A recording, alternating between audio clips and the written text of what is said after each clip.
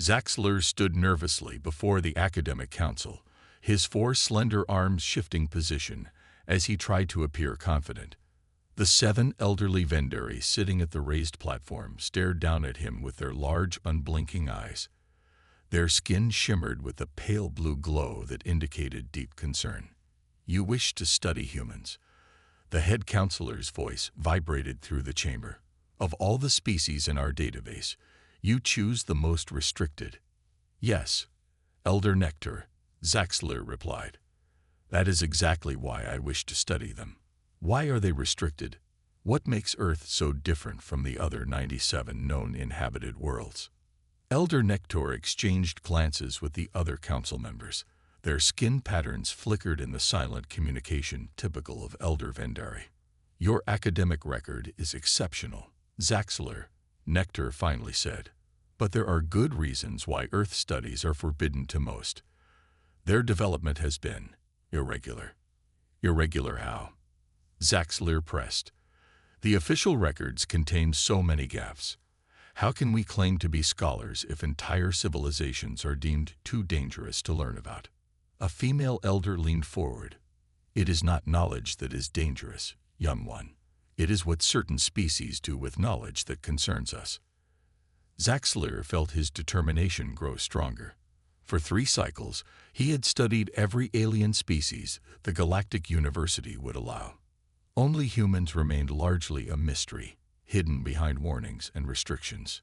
"I have secured a placement with Professor Alan Wright at their International Xenological Institute," Zaxler said. "My application has already been accepted by both our administration and theirs." The council chamber filled with the soft hissing sound of surprised Vendari. "You went around the council." Nectar's skin darkened to deep indigo. "This is most irregular." "I followed all proper procedures," Zaxler countered. "There is no rule against applying. There are only warnings." After much discussion, the council reluctantly approved his research visit. As Zaxler left the chamber, Elder Nectar pulled him aside. "Be careful, young scholar," the old Vendari whispered. "Humans appear simple, but they are not. They smile when planning violence and weep when they are happy. They create beauty and destruction with equal passion. Watch them closely, but do not forget to watch yourself." 3 days later, Zaxler boarded the interstellar transport that would take him to Earth. His personal quarters on the ship were comfortable but plain. He spent the journey reviewing the limited files available on human history. The official record was oddly fragmented. Humans had gone from primitive combustion engines to basic space travel in less than 100 years. A development curve that was nearly vertical compared to other species. Most concerning to the Galactic Council was that humans had achieved this while still fighting among themselves. His screen displayed a message that his liaison was waiting to speak with him. When he accepted the call, a human face appeared. Light skin, short brown hair peppered with gray, and a growth of facial hair around the mouth that humans called a beard. "Zaxler, I'm Professor Alan Wright. Welcome to the program. We're excited to have you joining us." "Thank you, Professor. I am eager to begin my studies." Professor Wright's expression changed slightly. "Yes, about that. There are some guidelines we'll need to go over before your arrival.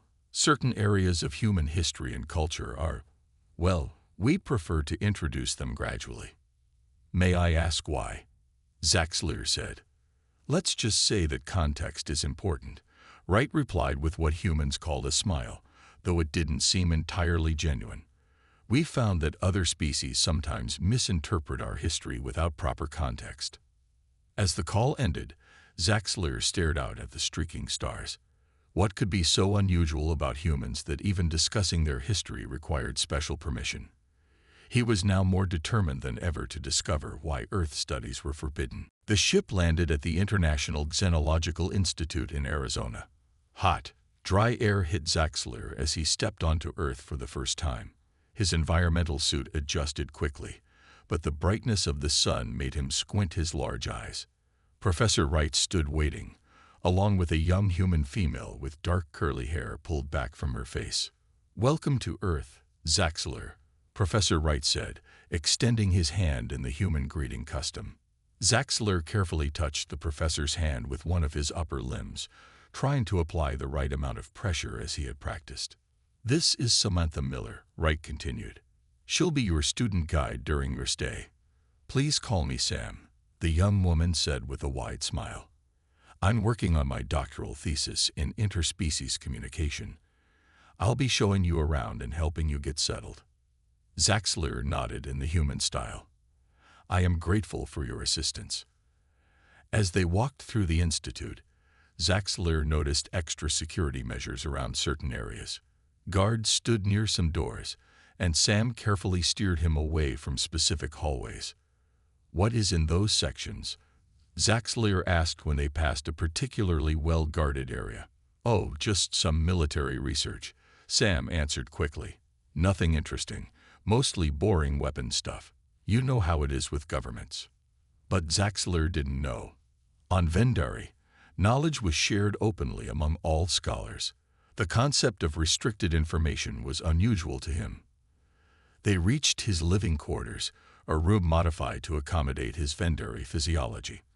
The gravity had been slightly adjusted, and the lighting was dimmer than standard human preferences. "You must be tired from your journey," Sam said. "Why don't you rest, and tomorrow we'll start with a tour of the public areas." "Public areas," Zaxler repeated. "Are there many non-public areas?" Sam and Professor Wright exchanged quick glances. "Just standard security protocols," Wright explained. "Some research is sensitive, but don't worry. You'll have access to everything relevant to your studies." After they left, Zaxler unpacked his few belongings.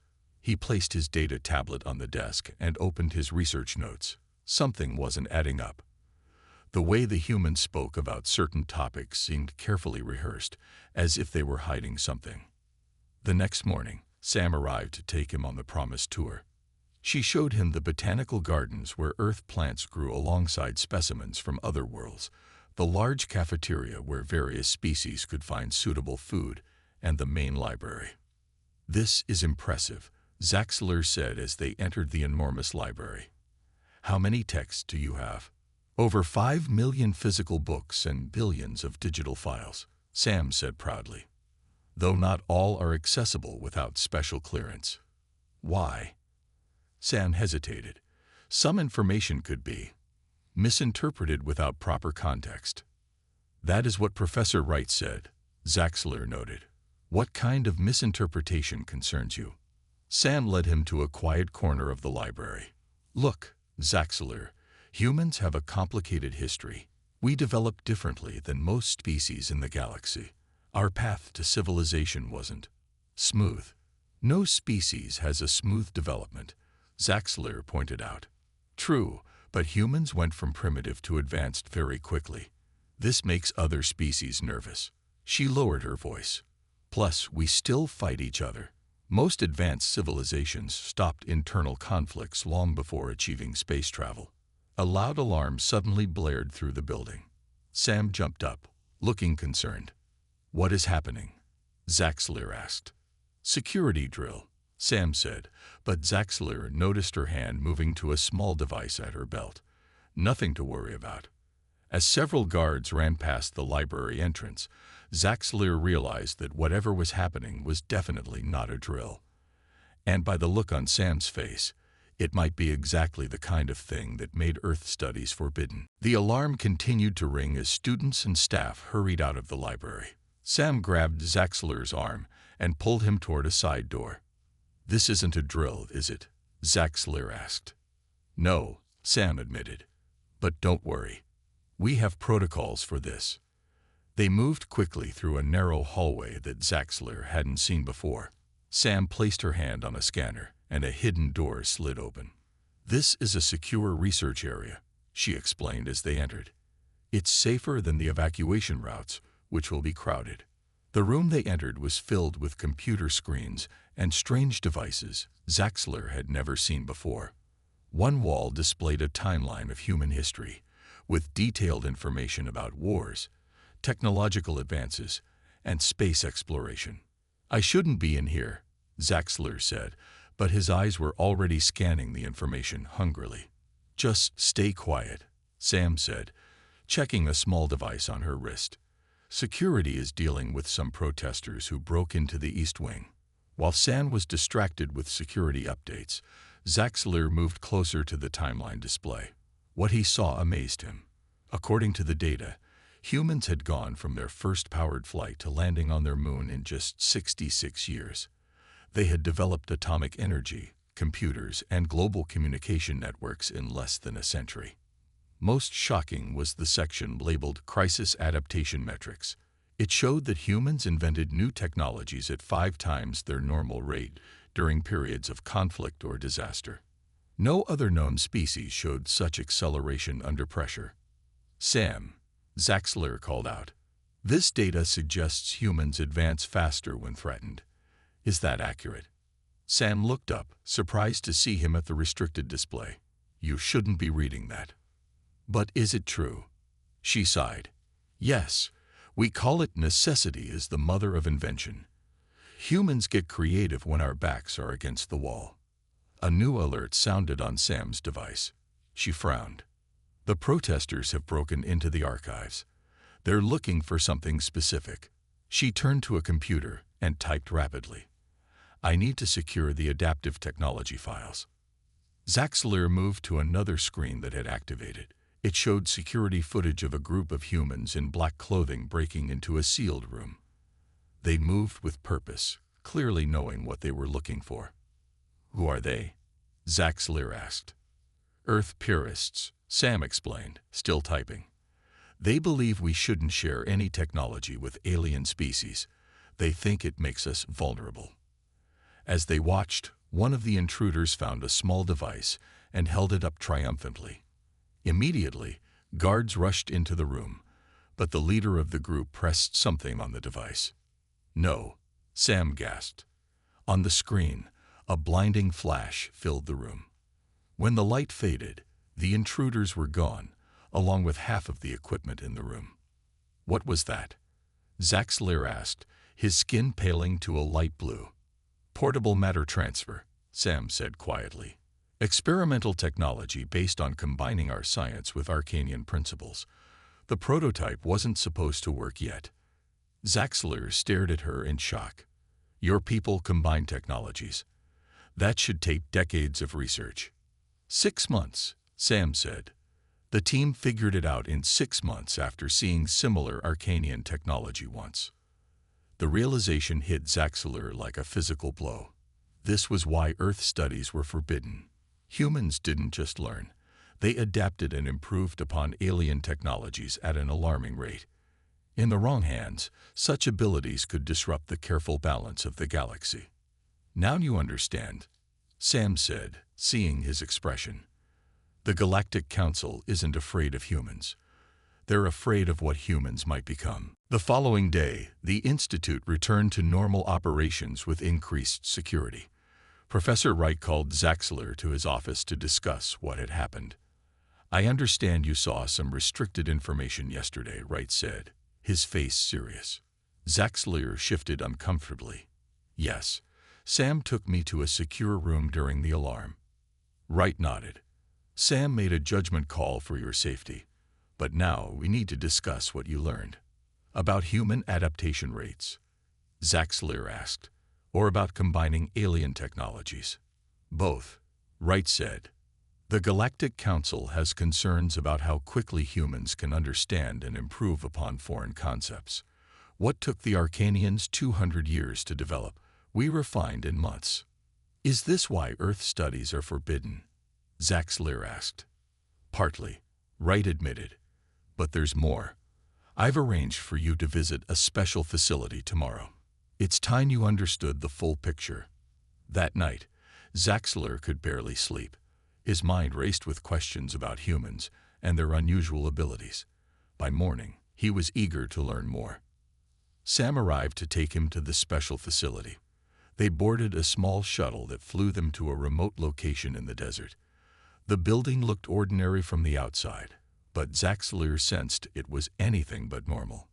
Inside, they were greeted by a woman in a military uniform with short gray hair and a stern expression. "I'm General Diana Scott," she said. "Welcome to the Comparative Species Response Center." She led them through a large door into an enormous room filled with various simulations and testing areas. In one section, a human man worked rapidly to build something from random parts while a timer counted down. In another, aliens of different species attempted similar tasks. "What is this place?" Zaxler asked. "This is where we study how different species respond to challenges," General Scott explained. "Watch this demonstration." She pointed to a large screen showing side-by-side videos. On the left, a Vendari scientist like Zaxler worked methodically to solve a complex puzzle. On the right, a human faced the same puzzle. The Vendari followed a logical sequence, carefully testing each possibility before moving to the next. The human tried multiple approaches simultaneously, sometimes abandoning promising paths to try completely different methods. "Notice the difference?" Scott asked. "The Vendari approach is more thorough, but the human solves the puzzle in 1/3 the time by using intuitive leaps and creative shortcuts." "This is interesting," Zaxler said, "but hardly seems dangerous." "Now watch this," Scott said. The next video showed a simulation of a survival scenario. Various species were placed in hostile environments with limited supplies. The non-human species all followed their training protocols perfectly. The humans, however, used their supplies in ways they weren't designed for, creating new tools and unexpected solutions. "In crisis situations, humans become even more adaptive," Scott explained. "We call it thinking outside the box, considering solutions that aren't obvious or traditional." "And this scares the Galactic Council?" Zaxler asked. "It terrifies them," Sam said quietly. "Most species evolve to excel in specific environments, developing stable patterns of behavior and thought. Humans evolved as generalists, constantly adapting to new challenges." General Scott nodded. "The Council fears that if humanity faced a genuine galactic crisis, we might rapidly evolve solutions that could shift the balance of power. That's why Earth studies are restricted, not to protect the galaxy from humans, but to give humanity time to mature before our adaptive abilities cause interstellar panic." Zaxler watched as a human in another simulation created a working communication device from parts that weren't meant to be compatible. He was beginning to understand why the Council was worried, and why he needed to learn more. After the visit to the Comparative Species Response Center, Zaxler spent several days reviewing his notes and thinking about what he had learned. The more he observed humans, the more he understood the Council's concerns. One morning, Sam arrived at his quarters with exciting news. "There's a tech showcase today at the City Science Museum," she said. "Professor Wright has approved a field trip. You'll get to see regular humans interacting with technology, not just scientists." "I would enjoy that," Zaxler replied, genuinely interested in seeing humans outside the Institute. They took a transport to the City Museum, a large glass building filled with exhibits about Earth's scientific achievements. Families with children moved from display to display, touching interactive screens and asking questions. "Humans start teaching their young about technology very early," Sam explained as they watched a small child playing with a simplified robotics kit. "On Vendari, we wait until full maturity before introducing complex concepts," Zaxler said. "Your approach creates earlier innovation." They continued through the museum, reaching an area showcasing new inventions. A crowd had gathered around one display where a man demonstrated a small device. "This is our new emergency water purifier," the presenter explained to the audience. "It can make contaminated water drinkable using minimal power." Zaxler moved closer, fascinated by the simple yet clever design. The device used principles similar to Vendari water systems, but with several improvements he had never considered. "Your species is remarkably resourceful," he said to Sam. "Necessity drives innovation," she replied. "Clean water is still a challenge in many parts of our world." Suddenly, a loud crash came from the entrance hall. People began screaming and running. Sam grabbed Zaxler's arm. "Something's wrong," she said, her voice tense. Before they could move, 5 humans in black clothing burst into the room, holding weapons. Zaxler recognized them as the same group that had broken into the Institute, the Earth Purists. "Everyone stay calm," shouted the leader, a tall man with a scar across his cheek. "We're only here for the prototype." The crowd backed away as the intruders moved toward a sealed display case containing a small silver device. Sam pulled Zaxler behind a large exhibit. "That's the improved matter transfer device," she whispered. "They're trying to get the finished version." Security guards approached, but the intruders fired their weapons, sending bright energy pulses that knocked the guards unconscious. "We need to get out of here," Sam said, looking around frantically. As they tried to move toward an exit, one of the intruders spotted them and pointed. "That's the alien from the Institute, and the Miller girl. Grab them. They know about the technology." 2 armed men started moving toward their position. Sam looked around quickly, assessing the situation. She grabbed a fire extinguisher from the wall and removed its safety pin. "When I say run, head for that emergency exit," she told Zaxler, pointing to a door across the room. Sam sprayed the fire extinguisher at their pursuers, creating a thick cloud of white mist. Then she smashed the extinguisher against a display case, setting off the alarm system. Sprinklers activated, spraying water everywhere. "Run," she shouted. As they ran, Zaxler saw other humans in the museum taking action. A security guard used a broken piece of exhibit to knock away a weapon. A teenage boy tripped one of the intruders with a well-placed foot. An elderly woman helped younger children hide behind a large display. They reached the emergency exit, but the door was locked. Without hesitation, Sam grabbed a metal stool and smashed it against the door's control panel. The circuit sparked, and the door slid open. Zaxler was amazed. In moments of crisis, every human seemed to become a problem solver, adapting instantly to the situation. No wonder the Galactic Council found them concerning. Once outside the museum, Sam led Zaxler through back streets until they reached a small park. They sat on a bench, catching their breath. "Are you hurt?" Sam asked, checking Zaxler for injuries. "I am unharmed," he replied. "But I am confused. How did you know what to do so quickly?"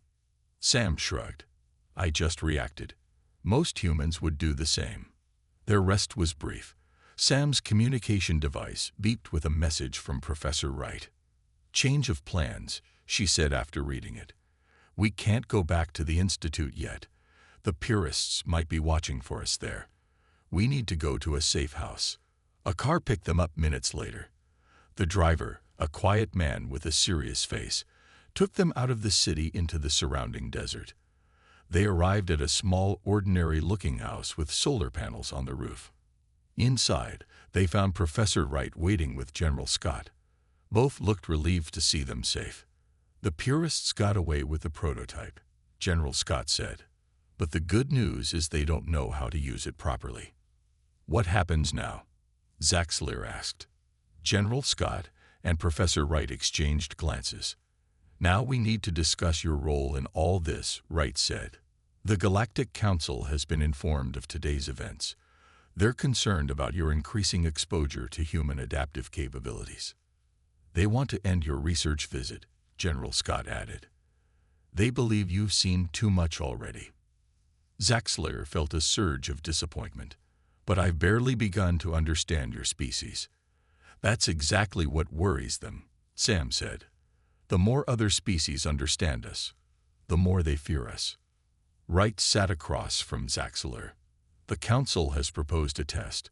They want to evaluate how much your thinking has already been influenced by human adaptability."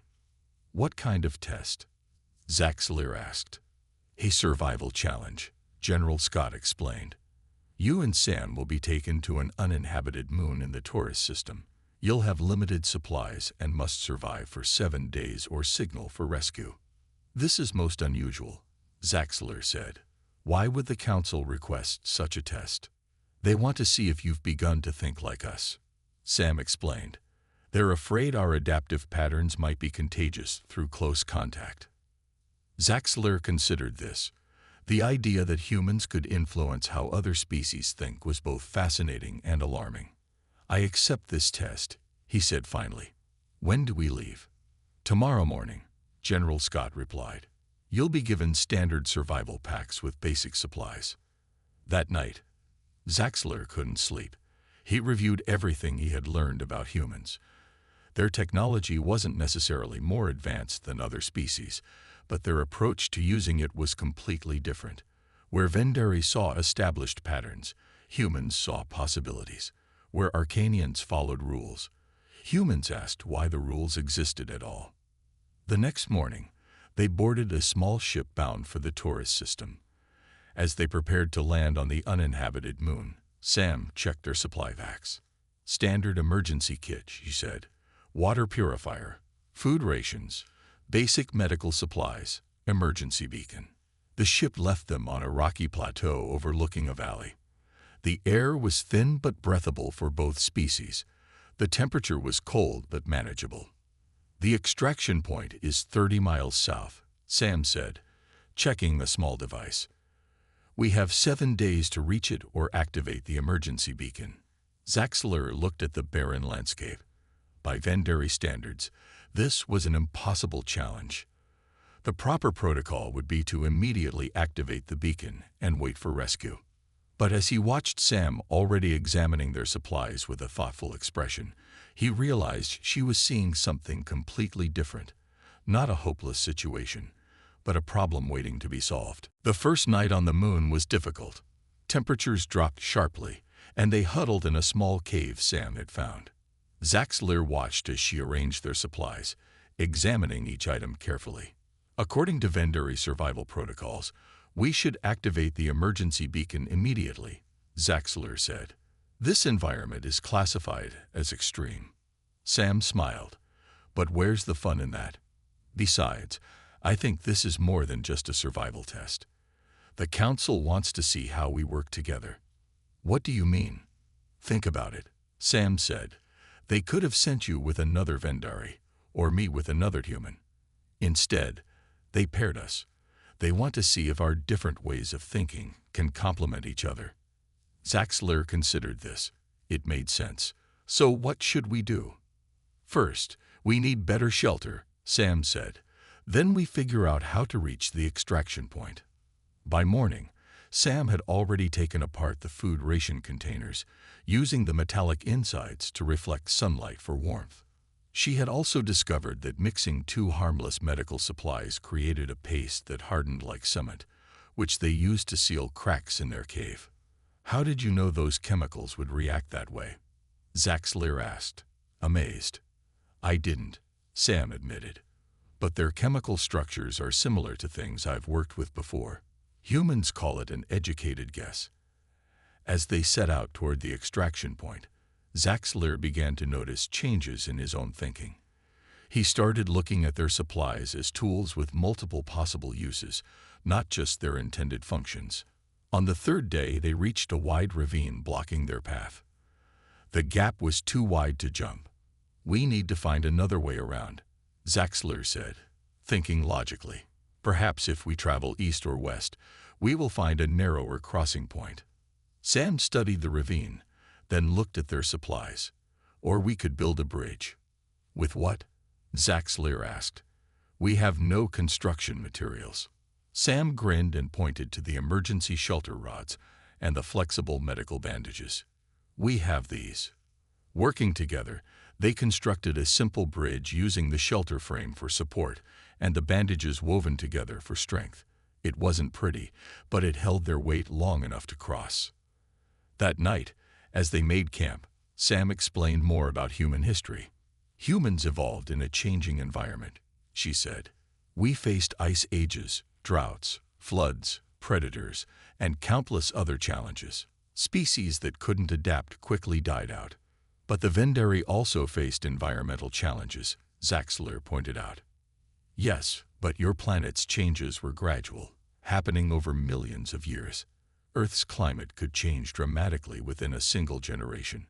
We had to adapt or die, repeatedly, throughout our evolution. So humans are products of crisis, Zaxler said, understanding dawning. Exactly. We thrive under pressure. When things get really bad, that's when humans get really creative. She smiled. The Galactic Council fears that in a true galactic crisis, humans might evolve solutions that would change the balance of power overnight. On the sixth day, they were still 10 miles from the extraction point and running low on water. The situation looked dire. We won't make it in time, Zaxler said. We should use the emergency beacon now. Wait, Sam said. She had been examining their communication device. This isn't just a simple beacon. The components could be reconfigured to boost the signal range of our position trackers. But that would damage the beacon beyond repair, Zaxler said, alarmed. If it fails, we would have no way to call for help. Sometimes you have to risk everything on a good idea, Sam replied as she began taking apart the device. That's another human trait the Council finds troubling. As Zaxler watched her work, he realized he was witnessing exactly what made humans both valuable and dangerous to the galaxy. They didn't just think outside conventional boundaries. They'd redefine the boundaries themselves. Sam's modified beacon worked better than either of them expected. Within hours, a rescue ship appeared on the horizon. As it landed nearby, Zaxler noticed it wasn't the same ship that had dropped them off. That's not from the Institute, he said. No, Sam agreed. It's a Galactic Council vessel. When the ship landed, 3 figures emerged. 2 were Council representatives that Zaxler recognized. Tall, blue-skinned Arcanians. The third was Elder Nectar from Vendari. The test is complete, one of the Arcanians announced. You may board. On the journey back to Earth, Elder Nectar explained the situation. The Council has been watching your progress closely, he told Zaxler. They are concerned by how quickly you adapted to human problem-solving methods. Is that why you arrived so soon after Sam modified the beacon? Zaxler asked. You were monitoring us all along. Of course, Nectar said. This was never truly about survival. It was about observing how human thinking might influence other species. Upon returning to the Institute, Zaxler was summoned to a formal meeting with the full Galactic Council delegation. Professor Wright and General Scott were there, along with Sam. Zaxler of Vendari. The Arcanian Council leader began. You were sent to study humans in a controlled environment. Instead, you have been exposed to their adaptive capabilities under crisis conditions. The Council must now decide what to do with the knowledge you have gained. What do you mean? Zaxler asked. There are 3 options, the Council leader explained. First, we can remove all memories of your time on Earth, returning you to your previous state. Second, we can restrict you to academic work on Vendari, with no further contact with humans. Or third, you can submit a full report with your recommendations regarding human integration into galactic society. The room fell silent. Zaxler looked at Sam, who gave him an encouraging nod. With respect, Zaxler said, I choose the third option. But before I make my report, I would like to ask why the Council truly fears humans. The Arcanian leader's expression darkened. It is not fear, it is caution. Is it? Zaxler pressed. I believe it is fear, not of what humans are, but of what they represent. They show us that we could be more adaptable ourselves if we chose to be. General Scott stepped forward. What's your recommendation, Zaxler? Zaxler thought carefully before answering. Humans should not be isolated from galactic society. Their abilities are valuable, especially in crisis situations. However, they need guidance to use their gifts responsibly. And how would you provide such guidance? Elder Nectar asked. Through exchange programs like mine, Zaxler replied. Not restricted exchanges, but open ones. Let humans learn from our stability and patience. Let us learn from their adaptability and creativity. The Council members conferred quietly. Finally, the Arcanian leader spoke. Your proposal has merit, but carries risk. We will consider it while monitoring Earth's development further. 1 year later, Zaxlear returned to Earth as the first official Vendari ambassador. The institute had been transformed into the Interspecies Exchange Academy, with students from 12 different worlds studying together. Sam, now Dr. Miller, served as the Academy's human director. Together, they developed new programs combining the methodical approach of Vendari education with the creative problem-solving of human learning. "The council is still nervous," Sam said as they watched students from different planets working together on a project. "But they're beginning to see the possibilities." "As am I," Zaxlear replied. "Perhaps what the galaxy needs most is not just human adaptability or Vendari stability, but the strength that comes from combining different ways of thinking." A new class of exchange students arrived, looking around with wonder and uncertainty. Zaxlear remembered his own first day and smiled. Earth studies were no longer forbidden, but they were still challenging, still surprising, and more important than ever.